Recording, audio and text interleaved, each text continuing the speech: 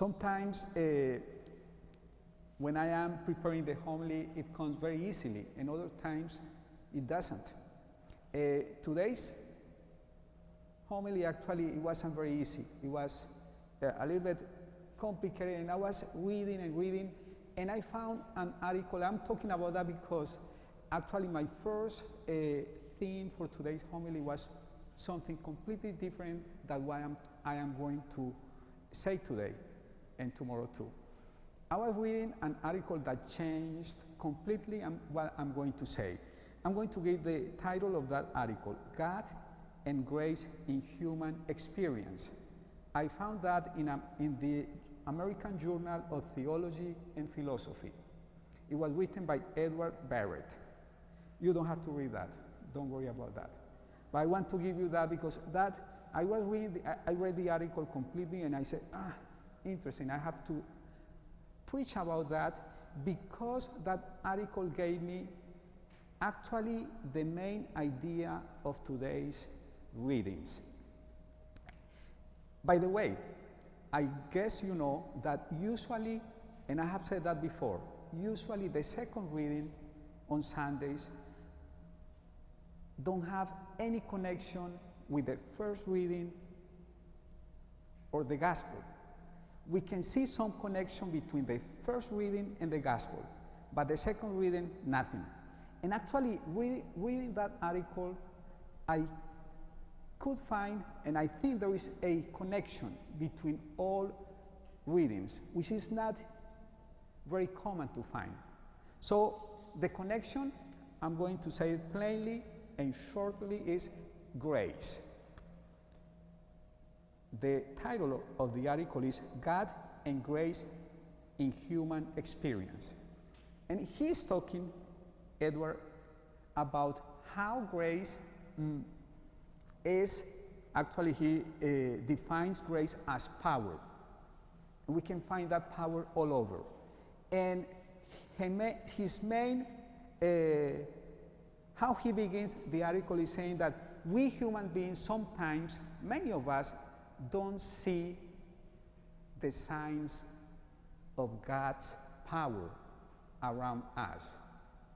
I'm not going to explain why because it's a little bit philosophical and I don't want to start explaining that. But the main point is that we don't see many times, we cannot see God's power clearly in our own life, in our history, if you want. And he is saying, I'm going to try to explain maybe why, and in my opinion, he does it in a beautiful way. So I'm going to read what he says about that. And from there, I'm going to go to each one of the readings, and hopefully you can go with something interesting to meditate during this week in your homes, okay? This is what he says, talking about that power, which we can call grace. It's the same at the end. I want to suggest that we use as our fundamental model for thinking about divine human relationship the situation of a swimmer and the water that surrounds and supports her. According to this model, God is to the human experience of nature and history what the power that supports the swimmer is to the human experience of water. This means that God is not the water itself. Do you understand that? So let me explain a little bit. He's saying that grace, which is power, actually, the grace of God, which is the power of God, he is saying that is the power that we can find, or the swimmer can find in the water when he or she is swimming. That power is not the water itself, but he says also, I didn't put that it's not that power like an observer who is outside the water. It's in there, but it's not the water. That's grace. The grace, we found God's power and God's grace in history, because he's using these two terms. It's very important. In history, human history, and nature, human nature. But that power, which is grace, is not human nature and is not human history. It's outside.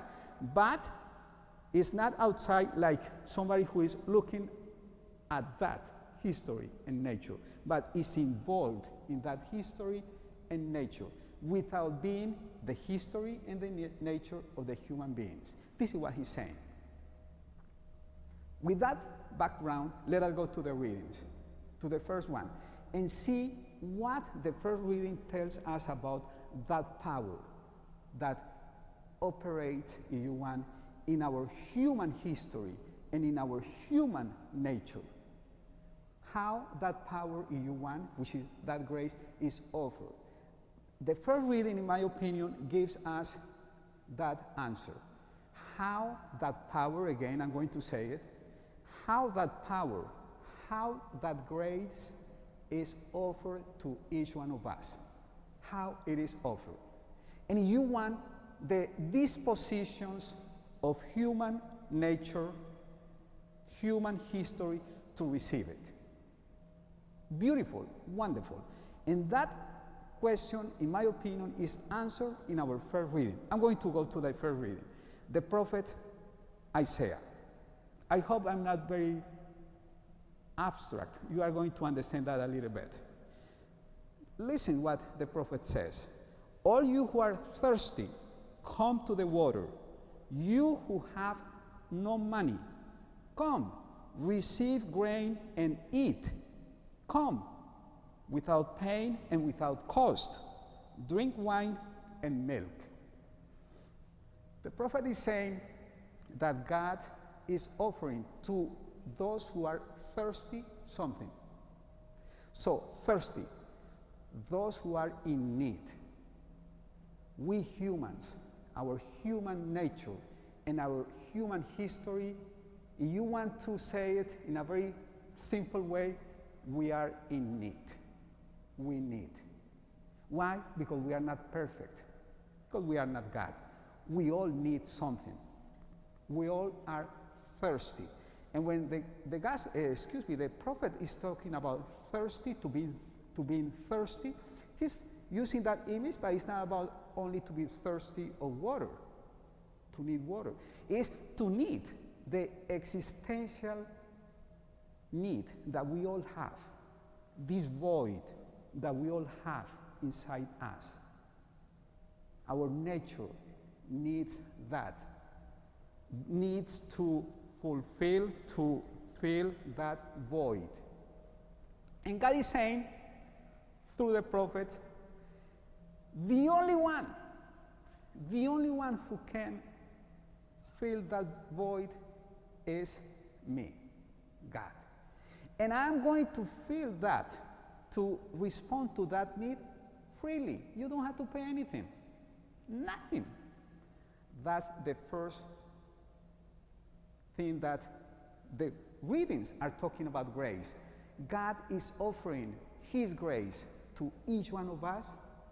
God is offering to each one of us to fulfill, to fill that need, not to fulfill, to respond. He's responding to that need freely. We don't have to pay anything. Nothing. Nothing. That's what I was saying is beautiful.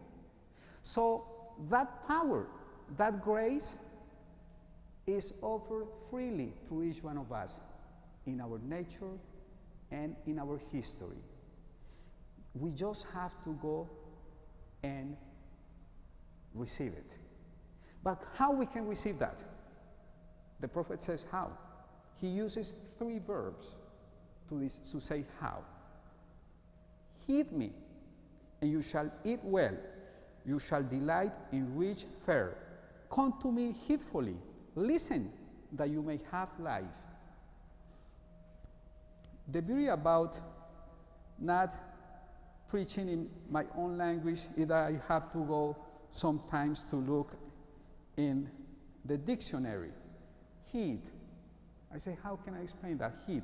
You know that because you were born speaking English. I'm not. So I had to go to the dictionary. Heed.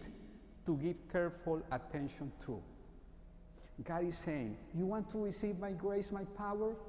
give careful attention to what? To my voice, to what I am saying through the prophet. And you, see what God is saying through the prophet.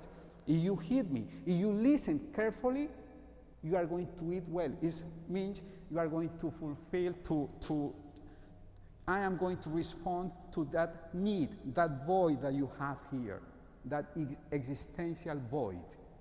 My grace is freely, you just have to receive it, listening to very carefully,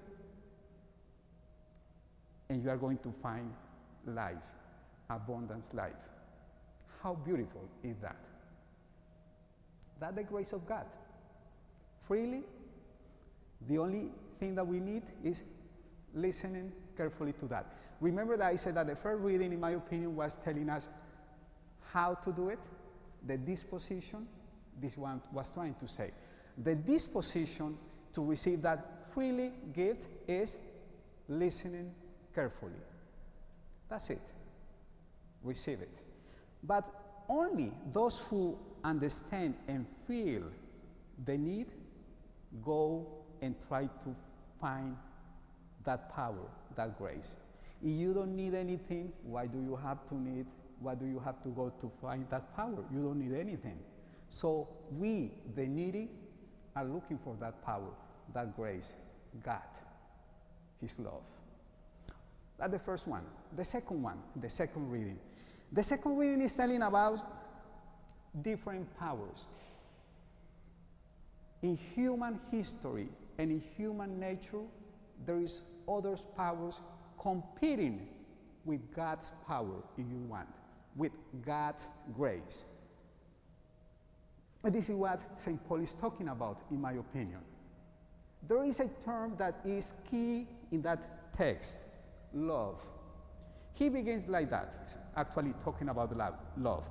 What will separate us from the love of Christ? Later, he's going to say,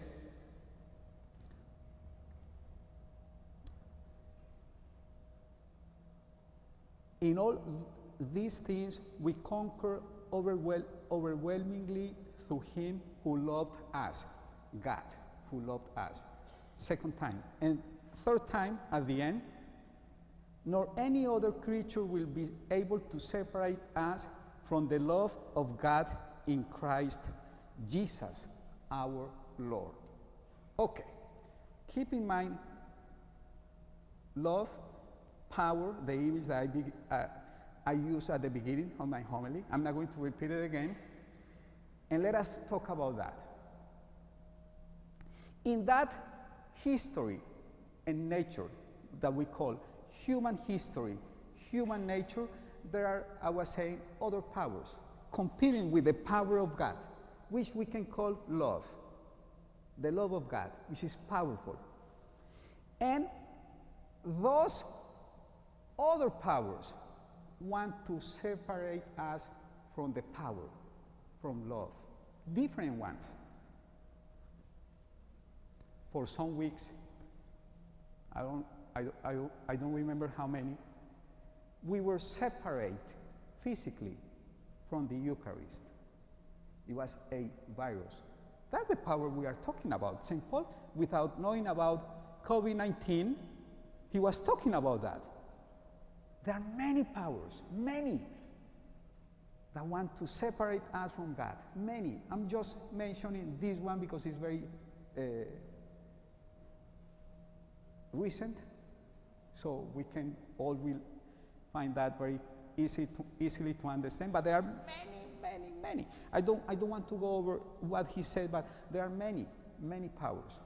My point here is only in this second point that no power, St. Paul says, can separate us from the power of Jesus Christ, from the power of God, which is God's grace.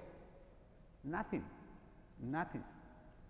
The supremacy of God's power has to be said, and not only said, but lived every single day, experienced every single day. That's to be Christian, actually. It's very easy to say I am Christian, but when difficult times come, now I'm not Christian. No. Nothing can separate us from God. And only when we live in that way, we are really being Christian, and we are really bearing witness of being Christian all over. That's my second point, and let us go to the third one because it's taking too long. That power, that grace is free. We don't have to pay anything for that. That power is the supreme power. We are going to encounter other powers that are fighting against that power, but the real one is God's power. We cannot be separated by that power because the other powers are powerless in front of this power, if you want. And now that power sends us on mission. That is third reading the gospel. And it's beautiful because we have a call to help others. That power makes us aware that we are in need and others are in need. And we go and we have to go and help others.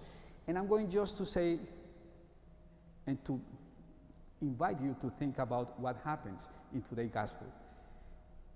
The disciples thought that the best thing that Jesus Christ could do was to send the people, 5,000, to their homes, to their villages, because they didn't have anything. So in that way they could eat something. And Jesus Christ said, no. You give them something. I said, we don't have anything. What? We only have 5 loaves and 2 fish. What can we do with that? I said, you can do it. We cannot. Okay, give me those loaves and those fish. And with God's, Jesus' presence and Jesus' blessing, they were able to give enough food for everybody. Why? The grace, the power, the love of Jesus Christ can transform things, can change everything. So the point here is what we have to offer to others. Many of us may think, I don't have anything. What can I offer to others? I don't know anything. I don't know anything. I don't know anything. I have no anything. I only have 5 loaves and 2 fish. The key here is to present that to Jesus Christ, and He is going to be able to do wonderful things with the little each one of us have. And I think this is my third invitation. And this is the power of God, and we are invited to do it, to present that to God. So let us pray today that we may be able to live that power, grace of Jesus Christ every single day. Remember, that is offered freely to each one of us. Second, there are other powers there competing with that power, but none of those powers can separate us from the love of God. That power is God's grace, God's power is the real power. And third, that power is telling us, go ahead and help others. Go ahead and present the little you have to transform the entire society, wherever you are, wherever you live. Please stand. I believe in one God, the Father Almighty, maker of heaven and earth, visible and invisible.